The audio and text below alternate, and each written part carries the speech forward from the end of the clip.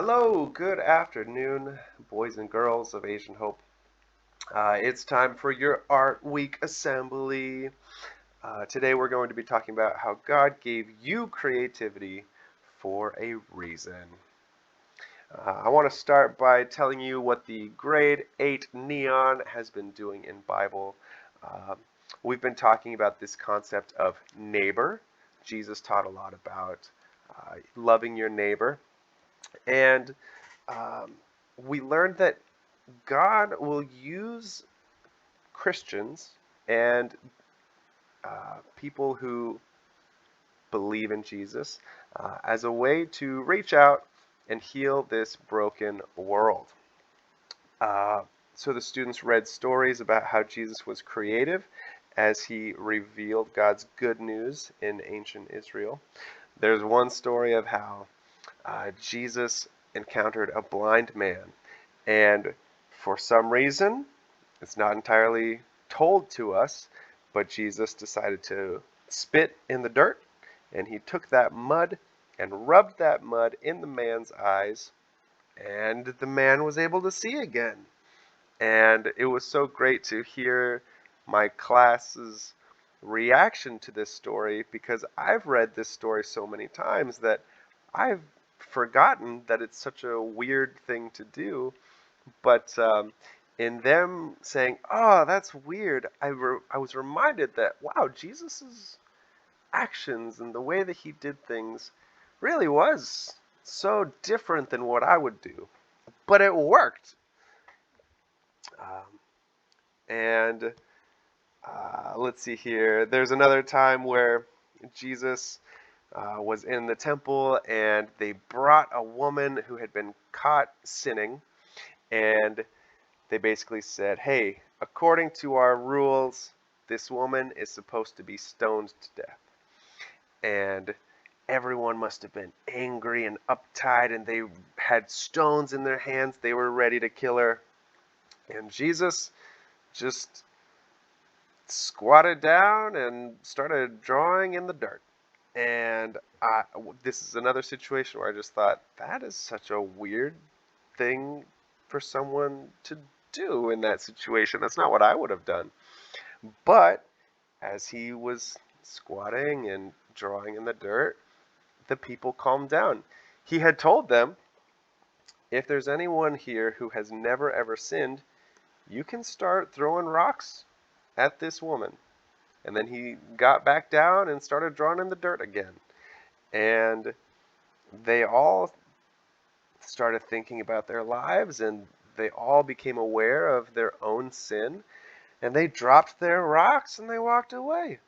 And it's so amazing to see the way that Jesus is so creative and unique in the way that he approaches these situations.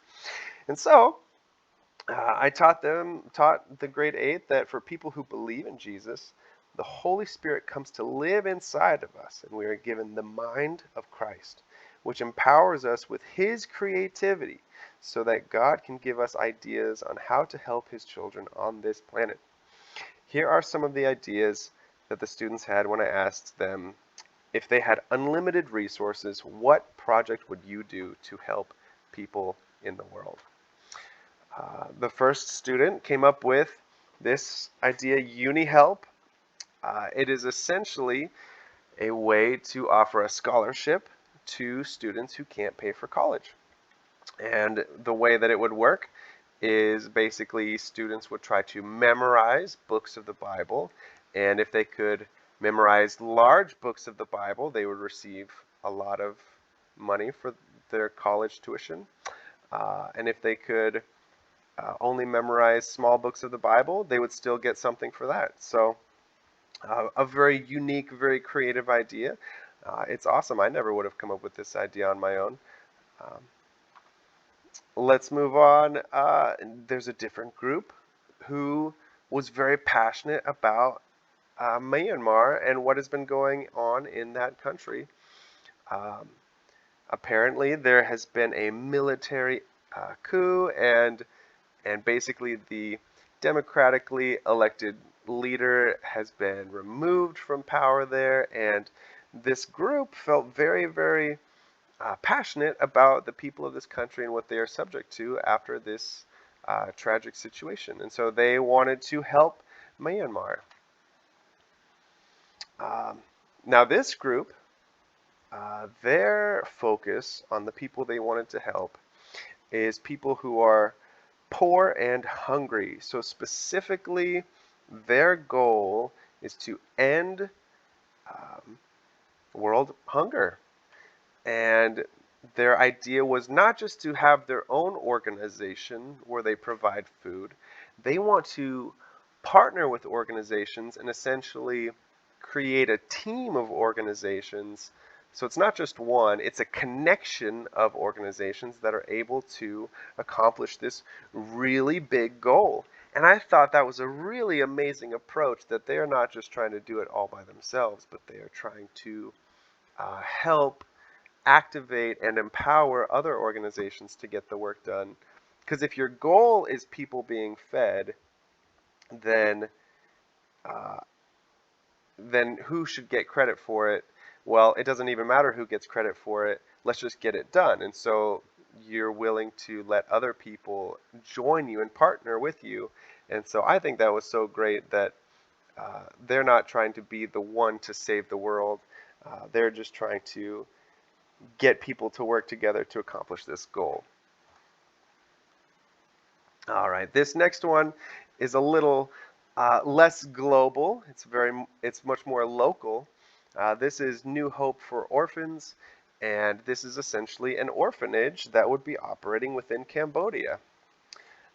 Their idea was to basically take care of these children and all of their daily needs, as well as their spiritual and psychological and emotional needs. And so it would be just a full orphanage, but it would also have a faith-based element, and they would teach the Bible to these kids.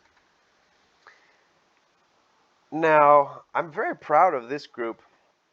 They found out that China has basically the highest rate of prostitution in the world, and they have 2.8 to 4.5 million people who are stuck in the life of prostitution.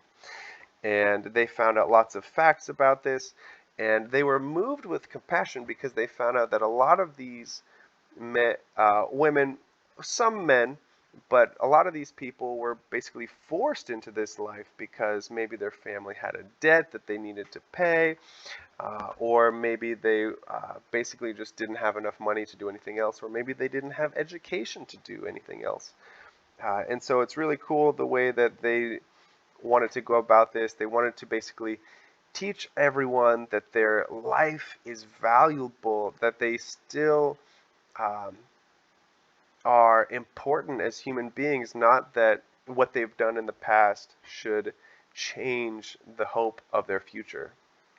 And I love that they're very realistic about it. They want to help uh, these men and women um, start by basically helping provide some of the funding for their housing and food, but at the same time train them in how to do other jobs, because if you're going to leave one thing that's basically your job, you probably need another job to replace it. And so I think that they did a great job of thinking about what would need to be done in order to accomplish their goal. And they kind of got into a little bit more of the details, and I think it's really great. Their heart is pure gold, and I'm really proud of this group. So I have a question. How creative is God? And I mean creative in, number one, the sense that like he creates things, which that's obvious. But also we think of the word creative as the ability to make things that are unique, the ability to make things that not many people would think of right away. And so, as the creator of the universe, we see that God is clearly able to think of wonderful and wild things that work within the bounds of his natural laws. His mind thought of ants and kangaroos and platypuses and squids and black holes and nebulas and all the giant things in our universe and also the very, very tiny things of electrons and quarks and gluons and muons. And his creativity is as infinite as the universe itself. And we see that there's no end to the things that he can think of.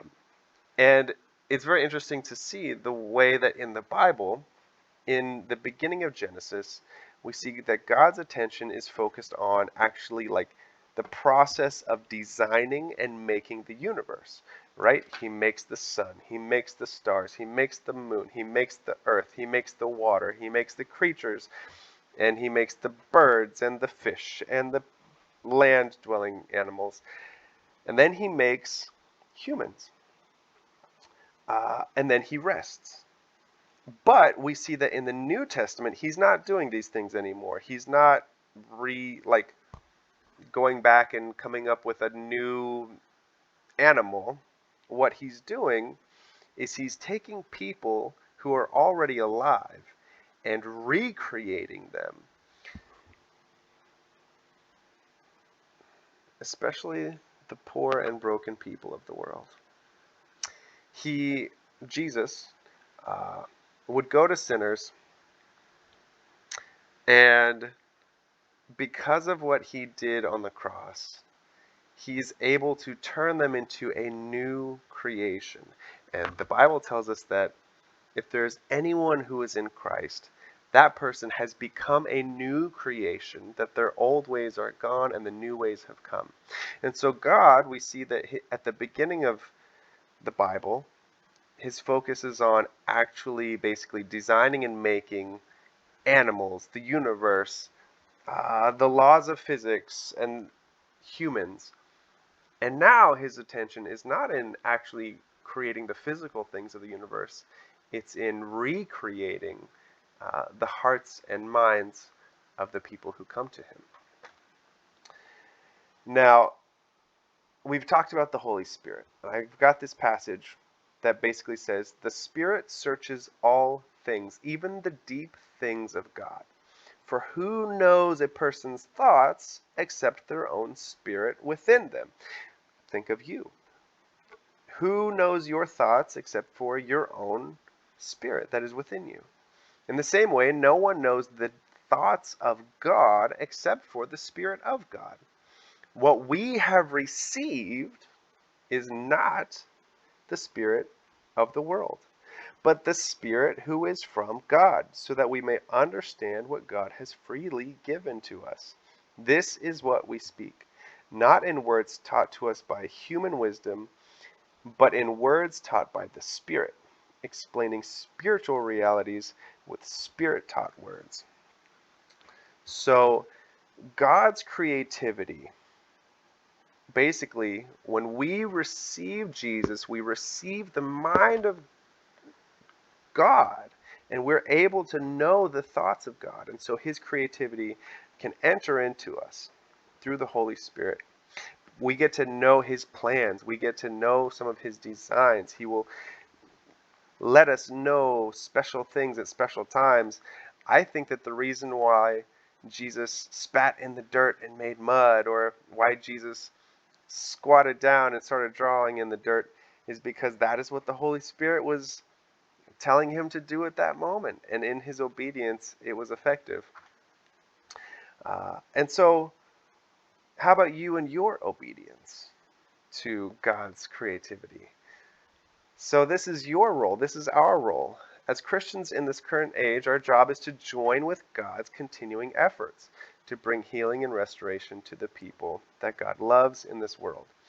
Through faith, we connect our mind with his, and if we offer ourselves to be used by him, he can give us unique and creative ideas that can impact many of his beloved sons and daughters, feeding them when they are hungry, setting them free when they are in bondage, and helping them to live in a relationship with Jesus so that they can walk in righteousness. This should be our goal. So I want to close in a prayer. If you would like to join your heart with mine and pray with me, that would be wonderful. Father God, I just thank you so much for every wonderful boy and girl young men, young women of Asian Hope. Lord Jesus, I pray that you will place your Holy Spirit inside of them. And I pray that you will train them in how to hear the Holy Spirit, how to know that the thoughts they're having when they want to help somebody, the thoughts they have when they want to show compassion towards people, and when they look at this world and they just think, Lord Jesus, we want to see it restored, that these thoughts come from you. So, Lord, I just pray that you will place this fire inside of them, that they will get their ideas from you, and then they will have this urge, this desire to follow your instructions. And Lord Jesus, I pray that they will be successful when they do that. Lord, I pray that they will have really good ideas, and when they say yes to obeying you, that they will produce fruit, and there will be people set free. There will be hungry people that are fed. There will be people that you love that will be taken care of and helped by your sons and daughters of Asian Hope. So, Lord Jesus, I just pray that you will make all of these things happen in your name, Jesus. Amen. All right. Thank you, boys and girls. Have a wonderful day.